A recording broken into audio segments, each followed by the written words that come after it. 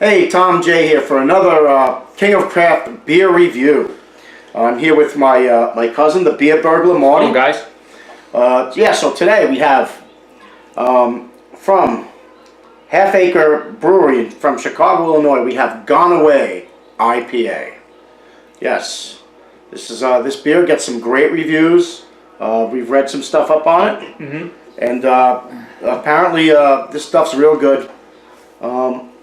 We got this from your brother. Yeah, my brother-in-law took a trip out to Chicago. He has a couple friends out there, and I asked him to bring back a couple beers that we don't get our hands on here in New Jersey. And Half Acre Brewery was one of the ones we kind of eyed up and gave him his to-do list. And he came back with some Gone Away. This beer is billed as a West Coast IPA. As you can tell, the can, it looks almost southwestern from what you see on here. It's got a bunch of cactuses. It's really cool. Snakes. It's a really cool looking snakes label. and clouds and Snakes cumulus clouds and lightning and the labeling sometimes is good marketing. Oh, I love we were laughing about I love that. some of the labeling, and then this one's very quality. The artwork is great. Yes, very southwestern. Yeah.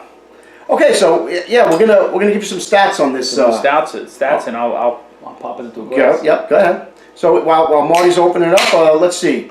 Ooh. The Beer Advocate gives us a 92 and a 90 in the style, which is excellent. Rapier gives it a 98 and a 98 in the style, which is world class. The ABV on here is 7%, and the IBUs are 75. So this is, I would say this falls right at the outer edge of a single IPA. It's almost entering double IPA territory. But yeah, I'm excited to try this. Wow, this is pouring a really nice head on the IPA. The Look at that. glass there. We kind of try to mix up the glasses a little bit too, just to give you a different idea of what you're going to get in each glass. The King's using a nice IPA Speedglow glass. I got a little Tiku glass here. This seems like the IPA Speedglow is giving you a little more head. Yeah. It's very tight. It's got a one finger, slightly off-white head.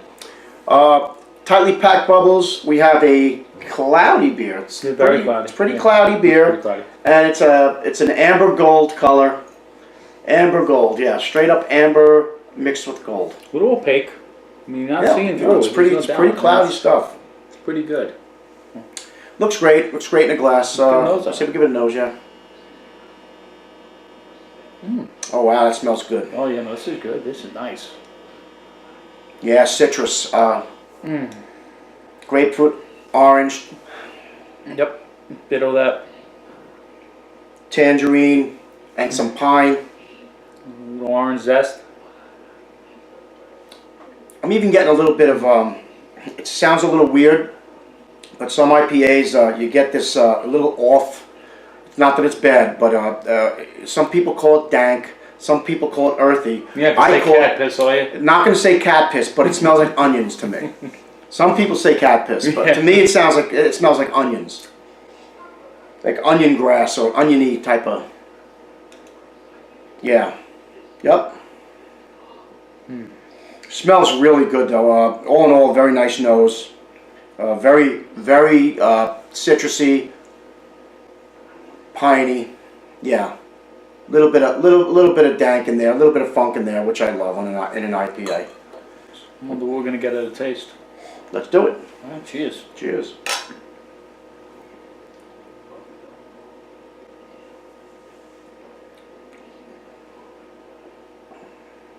Wow. I like the flavor. I can't put I just can't put my thoughts of what it is. It's different. Oh yeah, I think it's delicious.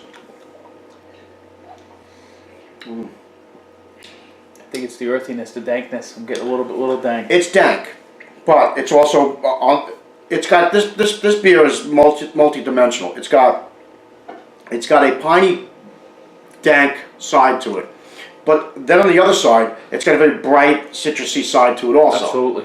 It's got a nice citrus punch. Definitely some grapefruit, orange, and tangerine. bitter. It's decent bittered. Nice bitterness. It's decently bittered. But it's got some flavor balance to it. I think it's got bitterness. It's got flavor. It's that's what I'm always. That's what I always. Right. That's what I always try to. I try to figure that out as soon as I drink the beer. I try to figure out, is this balanced or is it not balanced? This one happens to be pretty well balanced because you're getting your bitterness here, and you're getting your pine, and it's got a little danky earthiness. Yeah, it's got a little stanky leg to it. But it's like dancing. little stanky leg. But on the other hand, it's very bright. I'd like to see that. That'll be another review.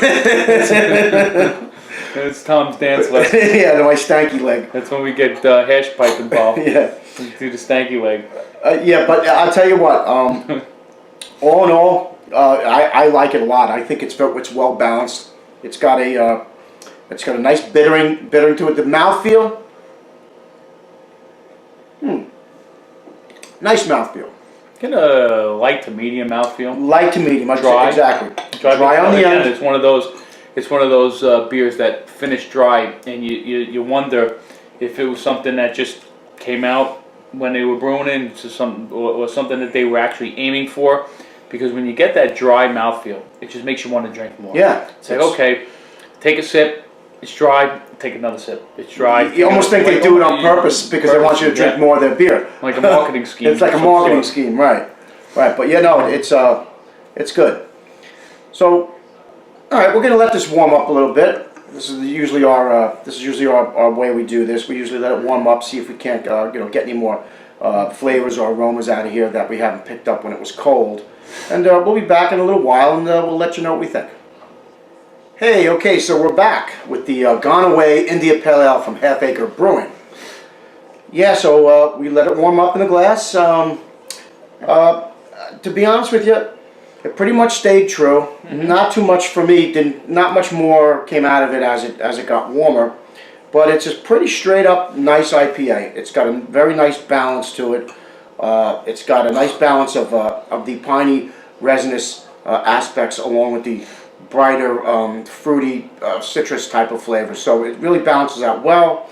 The alcohol is minimal to none, and yeah, I like it a lot. It had a great mouthfeel. Yeah. What do you think, Mark? Well, like the King says, not getting much more out of it as it warms up. It's pretty much staying true to what it was. As we're drinking it down, there's not much lacing on the glass. It's leaving some trailing legs here and there, but nothing crazy on that end. It's a nice beer. I mean, all in all, I do like it. It's got some nice bitterness to it. It's got a little bit of dank, a little bit of pine, mixed in with some citrus. It's favorable. Yeah. This is something I definitely. Not something I wouldn't turn it away. Yeah. It's definitely a very, very good beer. Yeah. If you're ever in the Chicago area, and you can get this stuff because in Chicago supposedly you could pick it up anywhere. You can't. We're in New Jersey, you can't get it here.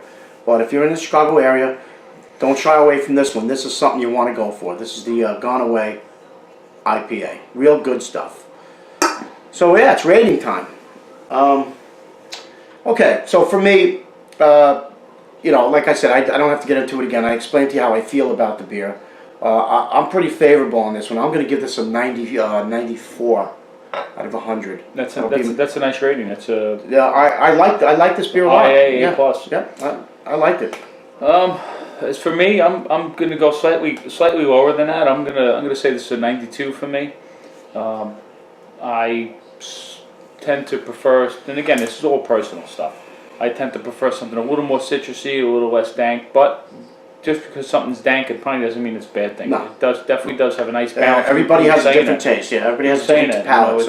It's got a nice balance of bitterness, dank, citrus. Pretty across the board, and that's basically what you look for. You look for a nice mix. I see what they were going for with the West Coast style. As you can see, it's definitely southwestern theme on the can. So they were going for a West Coast style type IPA, that's according to their own website, and it is what it is. That's what you get. That's another thing. It is what it advertises that it is.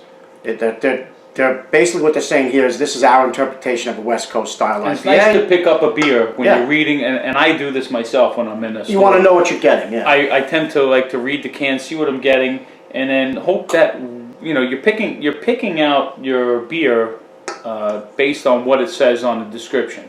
And it's kind of disappointing when Yeah, I you hate go, that. you pop it open, you get home, you're like, wow, this is nothing as Yeah. advertised. This is exactly what it's advertised as, and you know. I've already gotten beers. I've already gotten beers where I love them, but they were not what they were advertised to be.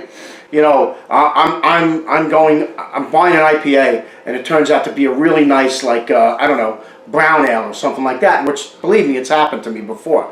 And while I love the beer it doesn't come as advertised. I like when a company puts out a beer, they tell you what it is, and that's what it tastes like. So there's something to be said for that. Okay, so you got a 94 from the King, 92 from me, and that's it. that's it. Yeah, so until next time, this is Tom J with the King of Craft Beer Reviews, along with Marty, the Beer Burglar, signing off. And until next time, always remember to drink responsibly. I'll see you next time. Bye-bye.